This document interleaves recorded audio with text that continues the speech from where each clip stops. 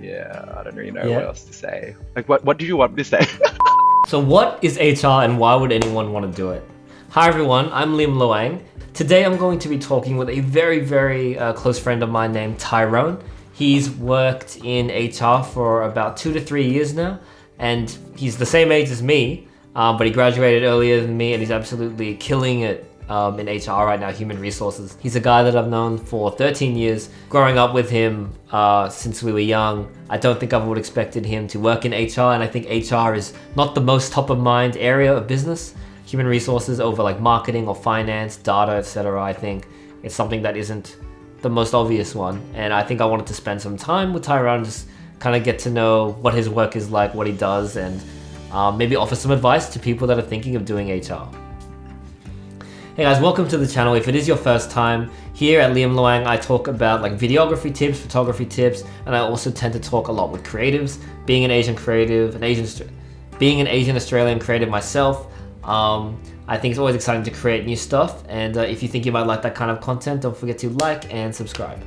Okay, so Tyrone, why don't you introduce yourself a little bit? My name is Tyrone. So I work in the at the telecommunications industry, and I've been working in HR all up around 3 years. And I studied a Bachelor of Commerce, and I majored in Human Resource Management. Oh, what is a typical day in the life of a HR professional? So at the media company that I was at, and also the government department that I was at, all my responsibilities were strictly defined. So it was kind of like day to day, this is what you're going to be doing. But my responsibilities at this new organization that's quite large and global, I feel like every day is different. So we've moved to something called agile ways of working, and also an agile structure. Kind of a nutshell is pretty much every 2 weeks, we set ourselves as a team objectives, and we assign ourselves tasks. We don't really get given tasks by like a leader or a manager or anything like that. So as a team, we decide on what work we're going to complete in a 2-week period. And that could be anything that kind of reaches our kind of overall strategy. One day I could be working in a team, kind of ideating on the best way that we could measure how our people are thinking and feeling within the organization, and then developing sort of strategies and implementing that to make sure that our people have a better experience at work. I guess a really big question on my mind is why HR? HR isn't, I guess, the most popular business role, I would imagine. Like the most known might be like marketing and sales and operations and stuff like that. Why did you pick HR? So in high school, I really like getting involved in like the school community and trying to improve the experiences of everybody that I studied with. And that was something that I kind of carried with me into university life, to try and give back and get involved in improving experiences of people. And I kind of realized I could do that as a profession. And I feel like that in HR, you really have that kind of opportunity to shape the working lives of people. But I think, just going back to that opportunity to improve people's experiences at work is very meaningful to me personally. I think to be a successful human resource professional, I think the people that I've seen do really well in HR, because everything is transforming so fast now, are people with a growth kind of mindset and have like a positivity about any kind of change or new kind of hurdle that pops up. They always look at it as like an opportunity.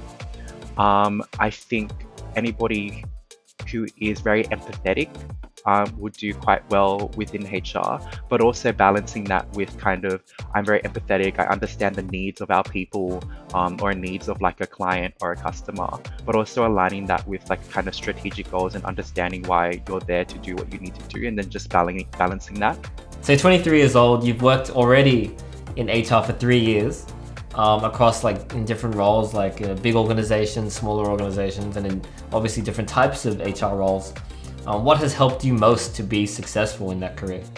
I definitely think taking on any task that you're given and you're just going to be like, okay, I'm just going to smash it out, and not really being like, oh, I don't really want to do that, I don't want to do this, it may not be sexy work. Another thing would definitely be having a growth mindset, in terms of if you ever reach like a setback, you're just able to just get on with it and just be like, okay, I'm just going to keep going, even though this may not be like the most interesting kind of role. I'm just gonna take it as it comes and try and learn from it.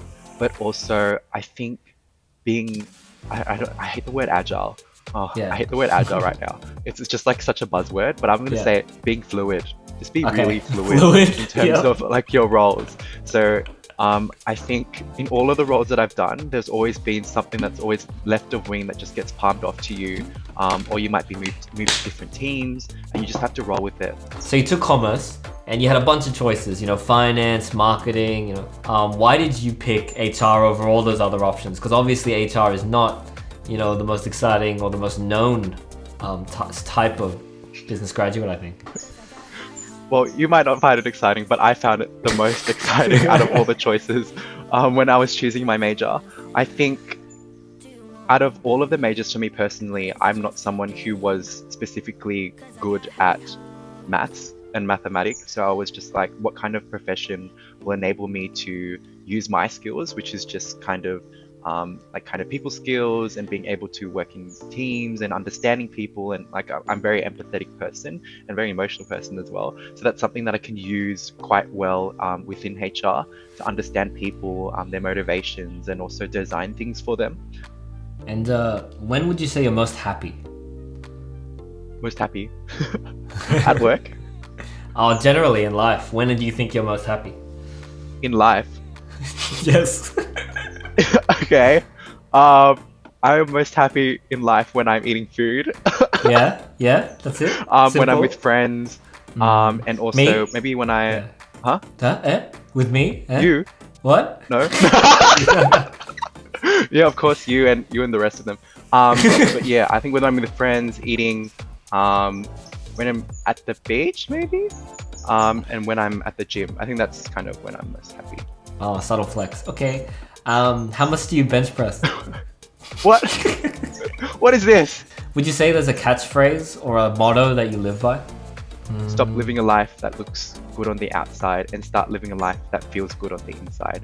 That's something that I live by. Yeah. What advice would you give someone who's considering HR to kind of help them make that decision? So definitely, I think if you are considering a career in HR, I definitely think if you really want to make leaps and strides within HR, you definitely need to get into a graduate program. I think it's very difficult to end up in a strategic HR role really early in your career if you don't enter that HR kind of graduate role. Because you need to start from the bottom. So the usual pathway is like a coordinator or like a HR administrator, and then you make your way up to like a HR advisor, then a HR consultant or business partner, and then from that you kind of branch off from that generalist kind of pathway into the centers of excellence, so like remuneration, recruitment, employee relations. Tell me a bit about how COVID has impacted your work life. Our whole organization was able to just say, okay, everybody work from home. And that was made like almost 7-8 weeks ago. So I was able to instantly switch on and work from home, and people in other organizations don't really have that kind of luxury, but our organization did because we're a telecom and we're a tech company. So that was just like a whole new pivot for me personally. I think in terms of just staying at home and that fusion of work and also home life has been very extremely blurred, especially like all life right now is all blurred because we've all been in lockdown for quite a while.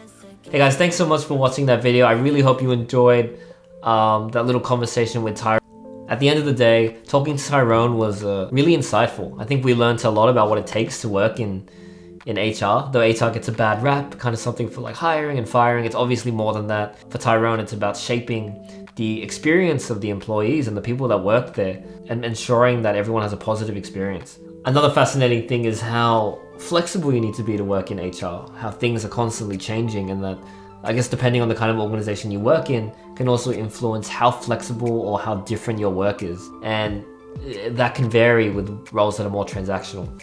There's a lot of variability in the kind of HR that you can do, but he's definitely opened my eyes on the different niches and the different types of HR that exist in the world.